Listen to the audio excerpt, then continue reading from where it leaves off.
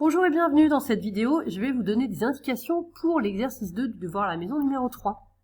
Et on commence avec le premier calcul, celui-ci. Donc là, il s'agit déjà de distribuer, de développer, comme on avait appris avec des nombres, même quand il n'y avait pas de racine carrée. Donc je développe, donc racine de 7 fois 2 racines de 7. Alors, j'ai tout bien développé pour bien montrer que 2 racines de 7, en fait, c'est un fois entre les deux. Quand on n'écrit rien, c'est que c'est un fois. Donc ça donne racine de 7 fois 2 racines de 7, donc racine de 7 fois 2 fois racine de 7. Et puis je distribue le racine de 7 avec moins 3, ce qui fait moins 7, moins racine de 7 fois 3. Ensuite, on va regarder cette multiplication ici. Donc dans la multiplication, on multiplie dans l'ordre qu'on veut, une multiplication. On a racine de 7 et encore racine de 7. Et ça simplifie, ça fait 7. C'est ça la propriété d'une racine carrée. Quand on a deux fois la même, ça, la racine carrée s'enlève et ça donne le nombre qui était dessous.